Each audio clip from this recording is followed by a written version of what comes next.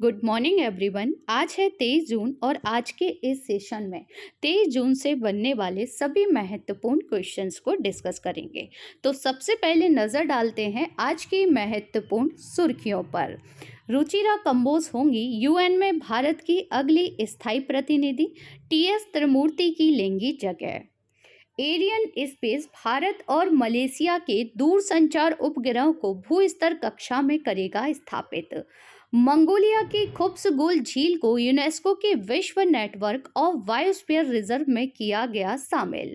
सुनील छेत्री अंतर्राष्ट्रीय फुटबॉल में 5वें सबसे ज्यादा गोल करने वाले बने खिलाड़ी। 1 जुलाई से सिंगल यूज प्लास्टिक पर लगेगा पूरी तरह से प्रतिबंध। अमेरिका में मनाया गया जूनतीठ फेस्टिवल। केंद्रीय मंत्री हरदीप सिंह पुरी ने निर्माण श्रमिकों के कौशल विकास को बढ़ावा देने के लिए निपुण की शुरुआत। कंबोडिया में मिली दुनिया की सबसे बड़ी साफ पानी की मछली। रेड बुल ड्राइवर मैक्स वेरस्टेपेन ने कैनेडियाई ग्रैंड प्री 2022 का जीता खिताब। अमेरिका, मैक्सिको, कनाडा करेंगे 2026 फीफा वर्ल्ड कप की मेजबानी। अब डिस्कस कर लेते हैं कल की क्लास का क्विक रिवीजन। ब्रिक्स देशों का 14वां शिखर सम्मेलन 23 जून यानी कि आज बीजिंग में डिजिटल माध्यम से आयोजित किया जाएगा, जिसकी अध्यक्षता की जाएगी चीन के राष्ट्रपति यानी कि प्रेसिडेंट शी जिनपिंग जी के द्वारा। कौन सा देश पहली बार नाटो शिखर सम्मेलन में भाग लेने वाला है? जापान। फ्रेंड, जो नाटो शिखर सम्मेलन है इसका आयोजन होने वाला है मैड्रिड यानी कि स्पेन में। बैम्बू डेबलिंग बेड जो कि चमगादड़ की एक नई प्रजाति है, इसे हाल ही में खोजा गया है मेघालय के नौखिल्लम वन्य जीव अभ्यारण्य में। हरियाणा सरकार ने इजराइल के साथ क्षमता निर्माण और एकीकृत जल संसाधन प्रबंधन में एक संयुक्त घोषणा पत्र पर हस्ताक्षर किए हैं। योग को प्रोत्साहन देने में उत्कृष्ट योगदान के लिए वर्ष 2021 के प्रधानमंत्री पुरस्कार में अंतर्राष्ट्रीय संगठन स्तर पर यह पुरस्कार दिया जाएगा यूके को। फ्यूजियन नाम से, जो कि विमान वाहक पोत है और इसे लॉन्च किया गया है चाइना के द्वारा। किस आईआईटी संस्थान ने सेप्टिक टैंक को साफ करने के लिए रोबोट बनाया है? आईआईटी मद्रास ने। जीएसटी परिषद की 47वीं बैठक का आयोजन होने वाला है श्रीनगर में, जिसकी अध्यक्षता की जाएगी वित्त मंत्री निर्मला सीतारमण जी के द्वारा। हमजा आब्दी बर्रे को हाल ही में सोमालिया का नया प्रधानमंत्री नियुक्त किया गया है। राम बहादुर राय की पुस्तक है भारतीय संविधान अनकही कहानी का विमोचन प्रधानमंत्री नरेंद्र मोदी जी द्वारा किया गया है। किस देश की तेज गेंदबाज कैथरीन ब्रंट ने टेस्ट क्रिकेट से संन्यास ले लिया है? इंग्लैंड। खबरों में रहा ऑपरेशन संकल्प का संबंध है भारतीय नौसेना से। तो फ्रेंड्स, ये था कल का करंट अफेयर। अगर डिटेल से जानना है तो कल की क्लास जरूर देख लीजिएगा। चलिए डिस्कस करते हैं फर्स्ट क्वेश्चन। संयुक्त राष्ट्र यानी कि यूएन में भारत के अगले स्थायी प्रतिनिधि के रूप में किसे नियुक्त किया गया है? फ्रेंड्स, आगामी परीक्षा के पॉइंट ऑफ व्यू से ये क्वेश्चन बहुत इंपॉर्टेंट है, याद रखिएगा। संयुक्त राष्ट्र है ना, इसमें भारत के अगले स्थायी प्रतिनिधि के रूप में नियुक्त किया गया है रुचिरा कंबोज को, जिन्हें आप सभी पिक में देख सकते हैं। अच्छा, ये किसका स्थान लेने वाली हैं? तो ये लेने वाली है इस समय है टीएस त्रिमूर्ति। तो टीएस त्रिमूर्ति की जगह बनाया जाएगा रुचिरा कंबोज को। साथ ही में आप सभी को ज्ञात होगा रवाफ फातिमा, जो कि संयुक्त राष्ट्र के जो महासचिव है ना एंटोनियो गुटेरेस, इन्होंने हाल ही में रवाफ फातिमा को संयुक्त राष्ट्र अपर महासचिव नियुक्त किया है। अच्छा, जो रवाफ फातिमा है ये किस देश की है फ्रेंड्स? तो याद रखेंगे ये बांग्लादेश की है। आगे डिस्कस कर लेते हैं। आपको बता दें कि जो रुचिरा कंबोज है ये वर्तमान में भूटान में भारत की राजदूत के तौर पर कार्यरत हैं और स्थान लेंगे ये टीएस त्रिमूर्ति का। मोस्ट इंपोर्टेंट क्वेश्चन है, याद रखिएगा। आगे डिस्कस कर लेते हैं संयुक्त राष्ट्र से संबंधित मोस्ट इंपोर्टेंट पॉइंट। अगस्त माह के लिए संयुक्त राष्ट्र सुरक्षा परिषद की अध्यक्षता की गई थी इंडिया के द्वारा। भारत कौन सी बार संयुक्त राष्ट्र सुरक्षा परिषद का अस्थायी सदस्य चुना गया है? तो फ्रेंड्स याद रखेंगे 8वीं बार भारत चुना गया है, वो भी इंडोनेशिया के स्थान पर। साथ ही में हम लोगों ने कुछ समय पहले डिस्कस किया था कि इक्वाडोर, जापान, माल्टा, मोजाम्बिक और स्विट्जरलैंड को संयुक्त राष्ट्र सुरक्षा परिषद के लिए 2023 और 24 के कार्यकाल के लिए अस्थायी सदस्य के रूप में चुना गया है। और ये जो देश है ना, ये किसका स्थान लेने वाले हैं फ्रेंड्स? तो याद रखेंगे कि 1 जनवरी 2023 से भारत, आयरलैंड, केन्या, मैक्सिको और नॉर्वे की ये जगह लेंगे, क्योंकि 1 जनवरी 2023 को इन देशों का कार्यकाल पूरा हो रहा है। अब 2023 से और 2024 तक के लिए इन्हें अस्थायी सदस्य चुना जाएगा। आगे डिस्कस करेंगे संयुक्त राष्ट्र क्या है? तो ये एक अंतर्राष्ट्रीय संगठन है जिसकी स्थापना 24 अक्टूबर 1945 में की गई थी। अगर आपसे पूछ लिया जाए कि वर्तमान में सदस्य देशों की संख्या कितनी है? 193 है। अच्छा, इसका हेडक्वार्टर कहाँ पर है? तो न्यूयॉर्क में है। और न्यूयॉर्क किस नदी के किनारे है? हडसन नदी के किनारे है। फ्रेंड्स याद रखिएगा, जो हेडक्वार्टर है ना, ये अक्सर एग्जाम में बार बार पूछ लिया जाता है। संयुक्त राष्ट्र महासभा की पहली महिला जो अध्यक्ष थी वो थी विजय लक्ष्मी पंडित। संयुक्त राष्ट्र संघ को प्रमुख 6 अंगों में बांटा गया है। संयुक्त राष्ट्र महासभा, सुरक्षा परिषद, संयुक्त राष्ट्र आर्थिक एवं सामाजिक परिषद, संयुक्त राष्ट्र न्याय परिषद, अंतर्राष्ट्रीय न्यायालय और संयुक्त राष्ट्र सचिवालय। अब फ्रेंड्स इसमें जो सबसे ज्यादा मोस्ट इंपोर्टेंट है वो है सुरक्षा परिषद। अच्छा, सुरक्षा परिषद में देशों की कुल संख्या कितनी है अगर आपसे पूछा जाए? तो याद रखेंगे कुल 15 है। अगर मैं आपसे पूछूं स्थायी सदस्य कितने हैं फ्रेंड्स? तो स्थायी सदस्यों की संख्या है 5, जिसमें शामिल है चीन, फ्रांस, रूस, यूके और संयुक्त राज्य अमेरिका। और फ्रेंड जो 10 अस्थायी सदस्य हैं इन्हें 2 वर्ष के लिए क्षेत्रीय आधार पर चुना जाता है। तो संयुक्त राष्ट्र से रिलेटेड जितनी भी महत्वपूर्ण जानकारी थी हम लोगों ने डिस्कस कर ली। अगर आप लोग पहली बार चैनल पर विजिट कर रहे हैं तो चैनल को सब्सक्राइब कर लीजिएगा और साथ ही बेल आइकन दबाना बिल्कुल ना भूलें, जिससे आप लोगों को क्लास का नोटिफिकेशन सबसे पहले मिल जाएगा। साथ ही क्लास को लाइक ज़रूर कर दीजिए। अगर आप लोगों की कोई क्वेरी है तो दिए गए व्हाट्सएप नंबर पर आप सभी हमें कॉन्टैक्ट कर सकते हैं। चलिए नेक्स्ट क्वेश्चन डिस्कस करेंगे। हाल ही में चर्चा में रहा एरियन स्पेस क्या है? तो फ्रेंड जो एरियन स्पेस है ना, ये अंतरिक्ष एजेंसी है, यूरोपीय अंतरिक्ष एजेंसी है। किस देश की है? ये यूरोप की अंतरिक्ष एजेंसी है। अगर मैं यहीं पर आपसे पूछ लूं कि इसरो किस देश की अंतरिक्ष एजेंसी है? तो इसरो है इंडिया की। और नासा किस देश की है फ्रेंड्स? तो याद रखेंगे नासा है अमेरिका की। जास्का किस देश की है? जो अक्सर एग्जाम में पूछी जाती है, तो ये जास्का है जापान की। रोसकॉस्मोस किस देश की है? तो रोसकॉस्मोस है रसिया की। तो इतनी एयर स्पेस जो है अंतरिक्ष, इनके बारे में आप सभी को याद रखना है, क्योंकि ये कभी कभार है ना मिलाने में दे दी जाती है एग्जाम में। अब डिस्कस कर लेते हैं कि जो एरियन स्पेस है ये न्यूज़ में क्यों बनी हुई है। आइए जानते हैं इसके बारे में। यूरोपीय अंतरिक्ष एजेंसी यानी कि एरियन स्पेस भारत और मलेशिया के दूरसंचार उपग्रहों को भूस्तर कक्षा में स्थापित करेगी। 10,000 किलोग्राम वजन के इन दोनों उपग्रहों को फ्रेंच गुयाना में कोउरोउ के अंतरिक्ष केंद्र से एरियन 5 रॉकेट के जरिए प्रक्षेपित किया जाएगा। फ्रेंड्स कहाँ से किया जा रहा है इन्हें? तो फ्रेंच गुयाना से किया जा रहा है। भारतीय उपग्रह GSAT-24 का विकास टेलीविजन सेवा प्रदाता टाटा स्काई के लिए इसरो की वाणिज्यिक शाखा यानी कि न्यू स्पेस इंडिया लिमिटेड ने किया है। फ्रेंड्स भारत का कौन सा है? तो GSAT-24 है, जिसे लॉन्च किया जाएगा फ्रेंच गुयाना से। आगे डिस्कस करेंगे, नेक्स्ट क्वेश्चन देखेंगे। फ्रेंड्स आपको यहाँ पर बता दूं कि अगर आप किसी भी एग्जाम की तैयारी कर रहे हैं ना, तो ये क्लास आप सभी के लिए बहुत इंपॉर्टेंट है। तो बने रहिए क्लास के लास्ट तक। क्लास को एक बार शेयर जरूर कर दीजिए अगर आप लोगों को अच्छी लग रही है। चलिए नेक्स्ट क्वेश्चन देखते हैं। किस देश की खुक्सगुल झील को यूनेस्को के विश्व नेटवर्क ऑफ बायोस्फीयर रिजर्व में शामिल किया गया है? तो फ्रेंड जो खुक्सगुल झील है ये है मंगोलिया में। मंगोलिया कैसा देश है? तो ये एक लैंडलॉक कंट्री है। आइए मैप में पहले मंगोलिया के बारे में डिस्कस कर लेते हैं, फिर इस झील के बारे में डिस्कस करेंगे।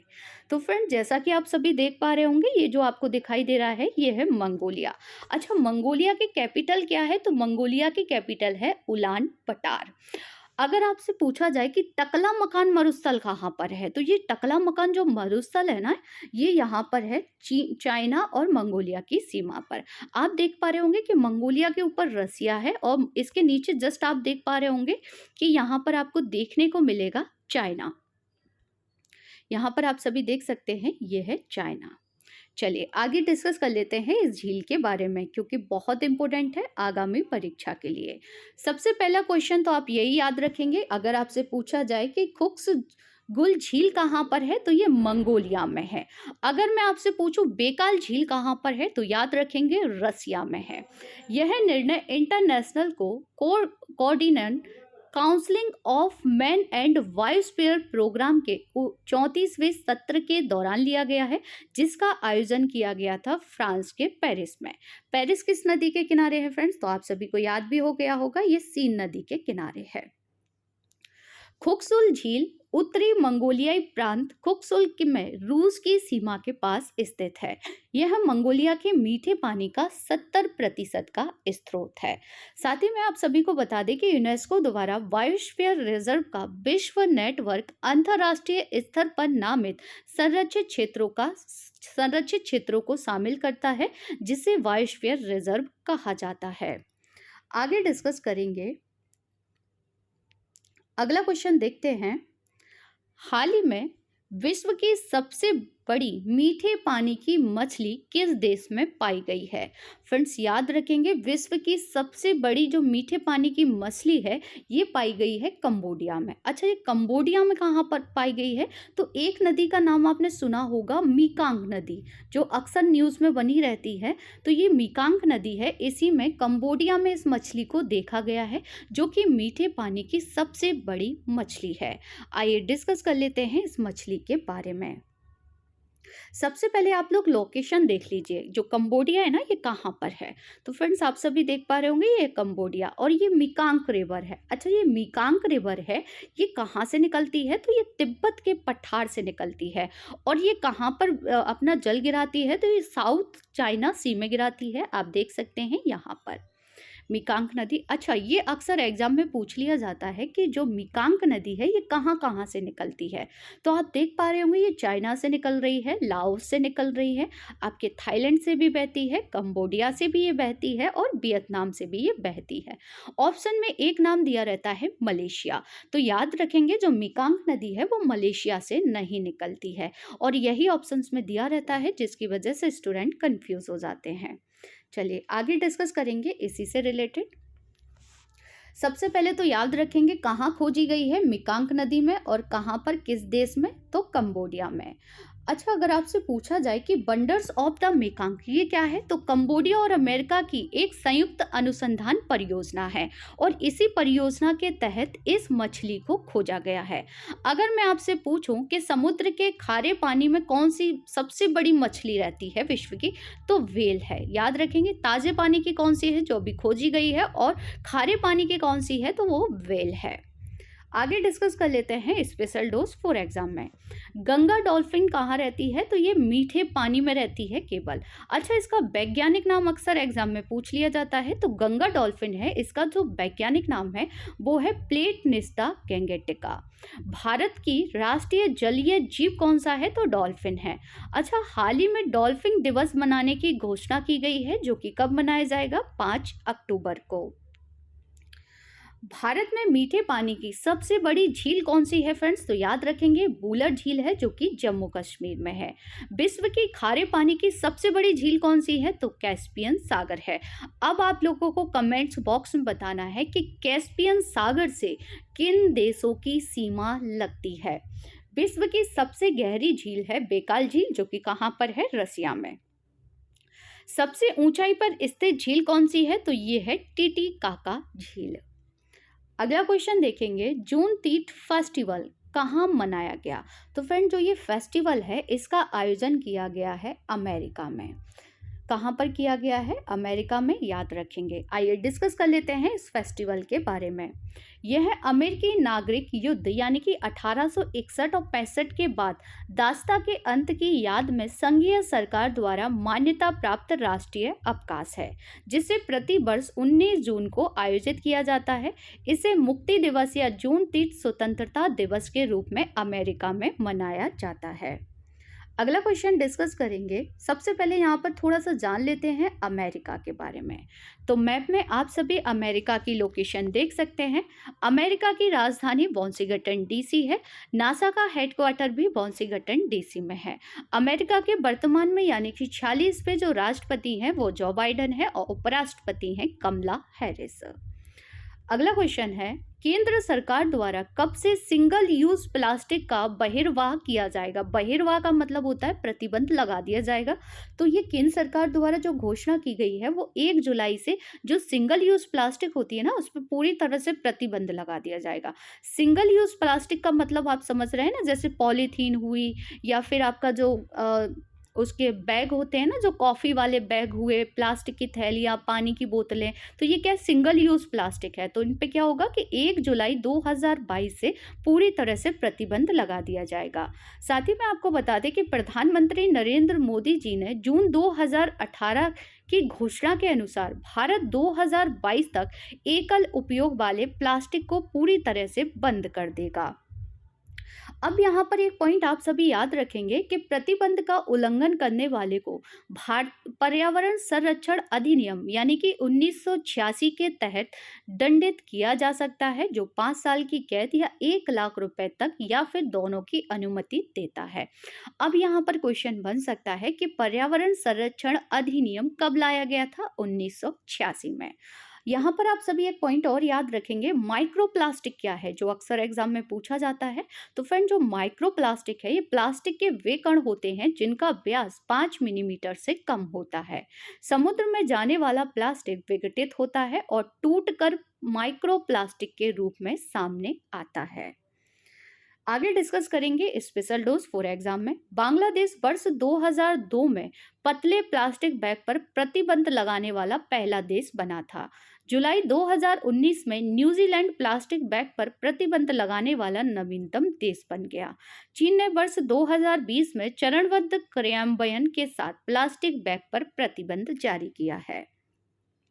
अगला क्वेश्चन है, निम्न में से कौन अंतरराष्ट्रीय फुटबॉल में 5वें सबसे ज्यादा गोल करने वाले खिलाड़ी बन गए हैं? तो फ्रेंड्स, 5वें सबसे ज्यादा गोल करने वाले खिलाड़ी बन गए हैं भारत के सुनील छेत्री, जिन्हें आप सभी देख सकते हैं।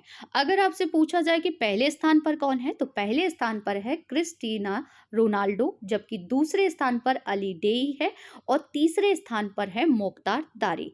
अच्छा, चौथे स्थान पर कौन है फ्रेंड्स? तो चौथे स्थान पर आप देख सकते हैं यहाँ पर लियोनेल मेसी हैं, जिनके बाद स्थान आता है सुनील छेत्री का, जो कि इंडिया के हैं।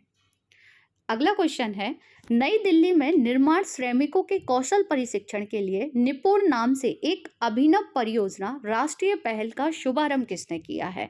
तो फ्रेंड, जो निपुण है इसका जो शुभारंभ किया गया है वो हरदीप सिंह पुरी के द्वारा किया गया है। हरदीप सिंह पुरी को आप सभी पिक में देख सकते हैं। आइए डिस्कस कर लेते हैं इसके बारे में। केंद्रीय आवास और शहरी मामलों के मंत्री यानी कि हरदीप सिंह पुरी ने हाल ही में निर्माण श्रमिकों कौशल प्रशिक्षण के लिए निपुण नामक एक परियोजना की शुरुआत की है। आपको बता दें कि यह दीनदयाल अंत्योदय योजना राष्ट्रीय शहरी आजीविका मिशन के तहत आवासीय और शहरी मामलों के मंत्रालय की एक पहल है। अच्छा, इसका उद्देश्य क्या है? तो 1 लाख से अधिक निर्माण श्रमिकों को कौशल और अप स्किलिंग कार्यक्रमों के माध्यम से प्रशिक्षित करना है और उन्हें विदेशों में काम के अवसर प्रदान करना है। अगला क्वेश्चन है, हाल ही में हुई घोषणा के अनुसार निम्न में से कौन सा देश 2026 में फीफा विश्व कप की मेजबानी देश में शामिल नहीं है? तो फ्रेंड्स, इसमें शामिल नहीं है चाइना, जबकि ये 3 देश हैं जिनमें फीफा विश्व कप 2026 का आयोजन होने वाला है, मैक्सिको, अमेरिका और कनाडा, जिसकी घोषणा कर दी गई है। अच्छा, अगर आपसे पूछ लिया जाए कि 2022 में कहाँ होने वाला है, तो कतर दोहा में होने वाला है। अच्छा, जो 2022 में फीफा विश्व कप होने वाला है, उसका शुभंकर क्या रखा गया है, तो शुभंकर रखा गया है लाइव। आइए पिक में दिखाते हैं कि ये लाइव कैसा दिखता है। ये देखिए, ये है लाइव, जो कि फीफा विश्व कप 2022 का शुभंकर है। अब मैं आपसे यहाँ पर पूछ लूं कि फीफा अंडर 17 महिला विश्व कप का शुभंकर क्या है, तो महिला विश्व कप का जो शुभंकर है वो है ईबा। अच्छा, जो फीफा अंडर 17 महिला विश्व कप है, इसका आयोजन होने वाला है इंडिया में, जबकि जो फीफा विश्व कप 2022 है, इसका आयोजन कतर दोहा में होने वाला है। फीफा की जो स्थापना की गई थी वो 21 मई 1904 में की गई थी। फीफा के जो वर्तमान में अध्यक्ष हैं वो जियानी इन्फेंटिनो है, जबकि हेडक्वार्टर है इसका ज्यूरिक यानी कि स्विट्जरलैंड में। अगला क्वेश्चन है, formula 1 race Canada grand prix 2022 का खिताब किसने जीत लिया है, तो फ्रेंड्स जो कनाडा ग्रैंड प्रिक्स है, इसका खिताब जीत लिया है मैक्स वर्स्टेपेन, जो कि रेड बुल यानी कि नीदरलैंड के हैं। आइए डिस्कस कर लेते हैं इनके बारे में। साथ ही मैं आपको बता दें कि जो कनाडा ग्रैंड प्रिक्स 2022 हुआ है ना, इसका आयोजन किया गया था कनाडा में। आगे डिस्कस कर लेते हैं पिछले ग्रैंड प्रिक्स विजेताओं के नाम। मोनाको ग्रैंड प्रिक्स 2022 कौन है, Sergio Perez. Spanish grand prix 2022 है मैक्स वर्स्टेपेन, जिनके बारे में भी हम डिस्कस कर चुके हैं। अजरबैजान ग्रैंड प्रिक्स 2022 है मैक्स वर्स्टेपेन। ऑस्ट्रेलियाई ग्रैंड प्रिक्स 2022 है चार्ल्स लेक्लर, और Bahrain grand prix 2022 Charles Leclerc हैं। तो फ्रेंड्स, ये थी कुछ महत्वपूर्ण जानकारियां। अब डिस्कस कर लेते हैं top 10 static GK question. Hinayana और महायान किस धर्म से संबंधित है, बौद्ध धर्म से। संविधान के किस संशोधन द्वारा मतदान की आयु 21 वर्ष से घटाकर 18 वर्ष की गई थी, तो 61वें संविधान संशोधन, जो कि 1989 में हुआ था। धान का प्रसिद्ध खैरा रोग किस कारण से होता है, जस्ता के कारण से। राजा राम मोहन राय को राजा की उपाधि दी गई थी अकबर के द्वारा। ईरान का नेपोलियन कहा जाता है नादिर शाह को। पहला अखबार जो भारत में प्रकाशित हुआ था द बंगाल गजेट है। महात्मा गांधी के राजनीतिक गुरु थे गोपाल कृष्ण गोखले। होम रूल आंदोलन की शुरुआत की गई थी एनी बेसेंट के द्वारा। पृथ्वी के वायुमंडल का सर्वाधिक घनत्व पर होता है क्षोभमंडल में। किस महाद्वीप को प्रायद्वीपीय महाद्वीप के नाम से जाना जाता है, तो यूरोप महाद्वीप को जाना जाता है। कल के क्लास में जो क्वेश्चन आपसे पूछे गए थे उनके आंसर देखते हैं। किस झील में मछली पकड़ने वाली बिल्लियों के लिए दुनिया का पहला गणना अनुमान लगाया गया है, चिल्का झील में। जलवायु परिवर्तन पर वैश्विक पहल के तहत लाइफस्टाइल फॉर द एनवायरनमेंट नामक अभियान की शुरुआत की गई थी प्रधानमंत्री नरेंद्र मोदी जी के द्वारा। भारत का सबसे बड़ा उच्च न्यायालय है इलाहाबाद उच्च न्यायालय। निम्न में से कौन उत्तर अटलांटिक संधि संगठन यानी कि नाटो का सदस्य नहीं है, तो इंडिया नहीं है। अब आप लोगों के लिए कुछ क्वेश्चन हैं जिनके आंसर आप सभी को देने हैं कमेंट्स बॉक्स में। हाल ही में स्वदेशी अंतरिक्ष रॉकेट यानी कि नूरी का प्रक्षेपण किस के द्वारा या किस देश के द्वारा किया गया है। नेक्स्ट क्वेश्चन है, निम्न में से किस शहर में भारत की पहली डिस्प्ले फैब्रिकेशन यूनिट स्थापित की जाएगी। नेक्स्ट क्वेश्चन है, निम्नलिखित में से कौन सा एक भारत का राष्ट्रीय जलीय प्राणी है। नेक्स्ट एंड लास्ट क्वेश्चन है, प्रधानमंत्री नरेंद्र मोदी ने हाल ही में किस शहर में श्री संत तुकाराम महाराज मंदिर का उद्घाटन किया है। तो फ्रेंड्स, इन सब के आंसर आप सभी को देने हैं कमेंट्स बॉक्स में। आज की क्लास आप लोगों को कैसी लगी कमेंट्स बॉक्स में ज़रूर बताइएगा। साथ ही क्लास को लाइक शेयर एंड सब्सक्राइब करना ना भूलिएगा। मिलते हैं नेक्स्ट क्लास में, तब तक के लिए थैंक यू सो मच।